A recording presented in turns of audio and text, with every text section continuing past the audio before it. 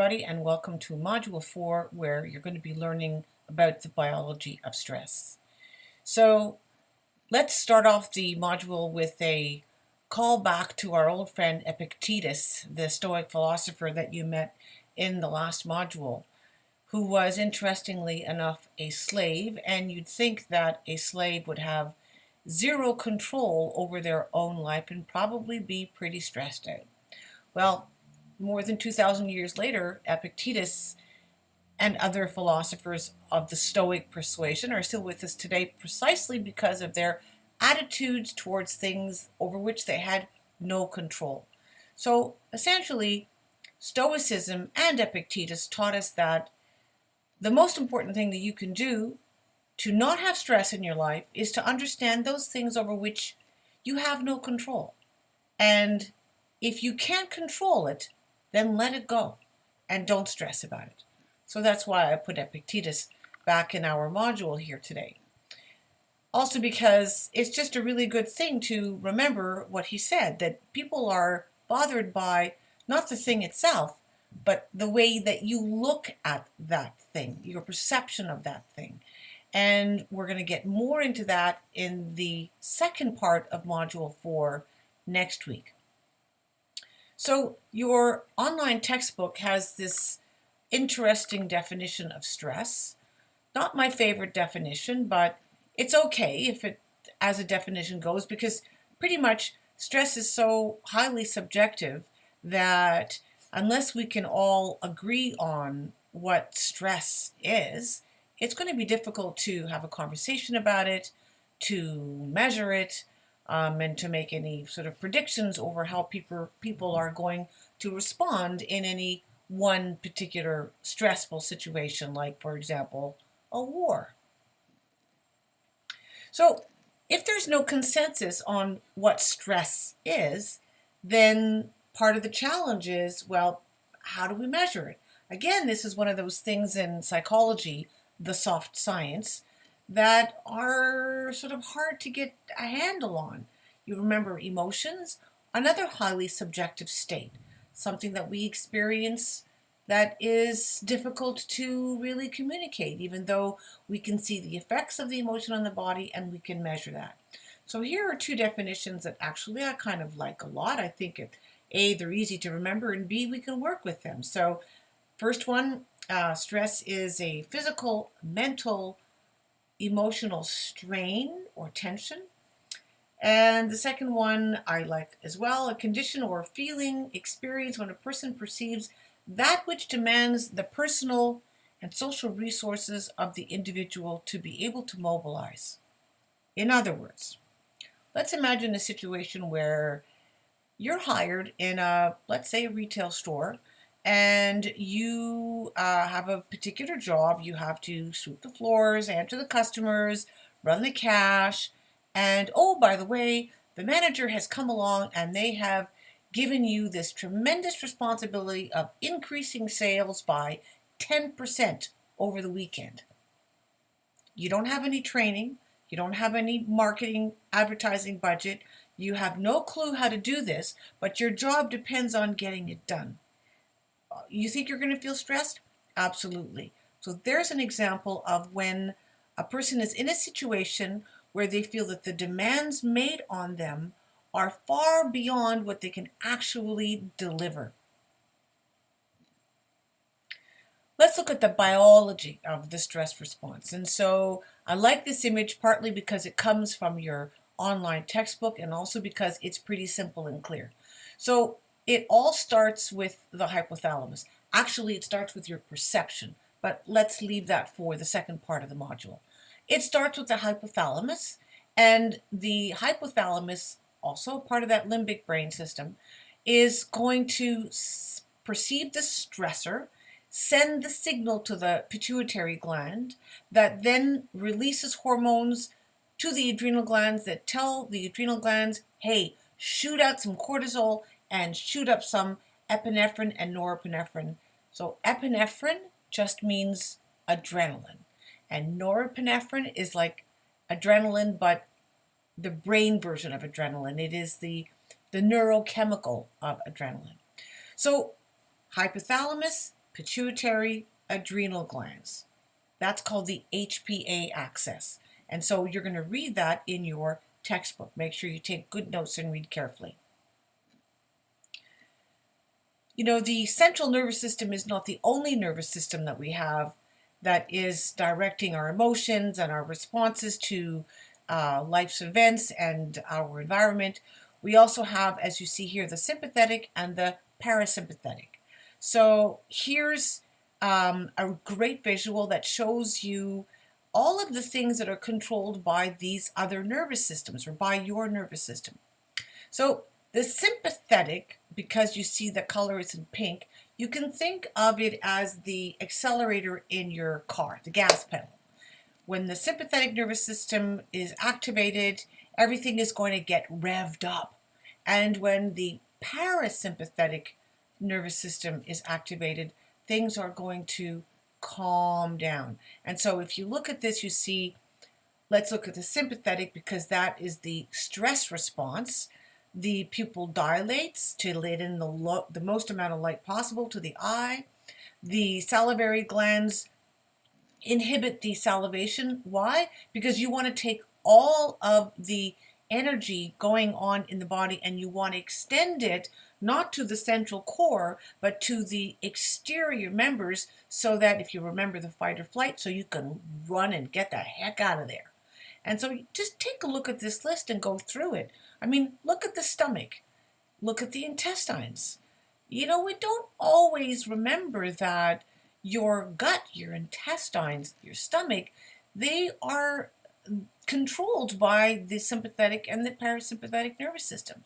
When we're really nervous, we might feel like our stomach is in a knot. When we're really nervous, we might have bouts of diarrhea. All of these things are controlled by the sympathetic and the parasympathetic nervous system. So when the ANS, what does that stand for? Automatic or autonomic nervous system. I just remember automatic because autonomic means it just sort of happens without you knowing it. Remember the brainstem and the cerebellum, those ancient parts of our brain, especially the brainstem that controls everything that is automatic, like breathing, blood pressure, body temperature, those things. So the autonomic nervous system controls the sympathetic nervous system. Let me just go back a bit. So these two systems here are controlled by the autonomic nervous system. So the sympathetic nervous system is the thing that creates the fight or flight response in you, as we just saw. So we understand the fight or flight response, but here's a question. What happens when you can't turn that response off? What happens when that button that is triggered that produces this fight or flight response remains on all the time? Well, what happens is you have chronic long-term stress with elevated levels of cortisol in your blood, and that's not good. So as you see here, some of the things that are negatively impacted in the body by long-term stress that you think you're dealing with, that you think that you're able to live with, but you can't really because the effects of it might be unseen, are some of these here. We know that the immune system can be impacted. We know that it creates heart disease, plaque in the arteries, correlation with asthma, cold, flu, even cancer, depression, and the list goes on and on. This is why we call stress the unseen killer. So it's absolutely critical that right now, early in your lives, that you get a handle on what stress does to your body, not just in some sort of a abstract, detached way, but pay attention to your body. Listen to the signs and the signals and the feelings coming from your stomach and from your chest area and your head and the muscles in your back, and listen to what your body is telling you about your stress response. And you can take easy action. And We're going to look at some of that in the next module, but I'm sure you probably already know some of those things that you can do to help the stress response. The textbook is going to show you this very cool chart here, the Holmes-Rahe stress scale. And basically, they're just looking at life events that can be considered stressors in everyone's life. So it's an interesting chart. And there's a link too as well in the Versal platform in this module where you can go to this site and you can take the test and see for yourself.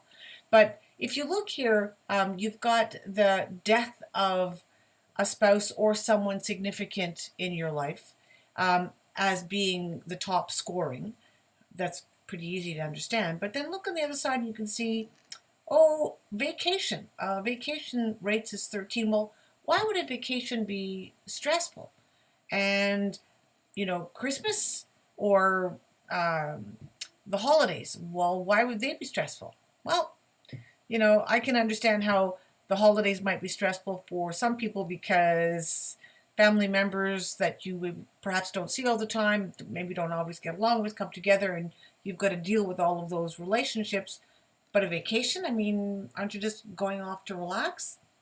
Basically, any change in what you deal with every day on a regular basis, that means that your body needs to do something new and to adapt, can be considered some kind of a stressful event. Just because your entire system, your mental, your emotional, your physical system, needs to make a change to adapt to a new reality. And then the bulk of the module is going to be this documentary with Dr. Robert Sapolsky, who was one of the early pioneers who who's looking at the impact of the stress hormones in the blood of baboons. Now, what do baboons have to do with human beings? Well, a lot, because we're both primates and we both have highly complex social systems. And you're going to discover some really interesting things about where people are on the social hierarchy, how much power they have or they don't have, and the amount of stress that their body is actually dealing with. And so you're going to be looking at that documentary with Edpuzzle. I highly recommend that you take notes in some fashion. Don't simply rely on the Edpuzzle. Yes, you can go back to it. You can look at my questions and you can look at your answers, but as I said in the module, that does not mean that all of your learning is encompassed by the questions that I asked you on Edpuzzle. So you need to pay attention to this. And then finally, in this module, you're going to be looking at ACEs, or adverse childhood events. And here on the slide, you can see that they are in 3 categories: abuse, neglect, and household dysfunction. There is a really great TED Talk with Dr. Nadine Burke, who, interestingly enough, is a Canadian from Vancouver, and she has been doing some, not pioneering work, but some very important work in the area of screening ACEs in children, because we understand now that even 5 years ago, I remember when I was teaching this, this was breaking news. We understand that there is a threshold of ACEs that a child can endure without starting to exhibit some sort of long-term health effects later on in their life. So some very, very interesting work, and it's very important. And I really love the question that she asks the audience at the end of the TED Talk. So I think that you're going to enjoy that. So this is the first part of our module on stress. The next part will be much less focused on biology and much more about the mental aspect of dealing with stress, specifically what I alluded to with Epictetus. It's about your attitude. It's about how you can have some measure of control over how you perceive a thing. And you will see that that can make all the difference in the world when it comes to dealing with stress. So there it is, folks. Let's jump in and we'll see you on the other side.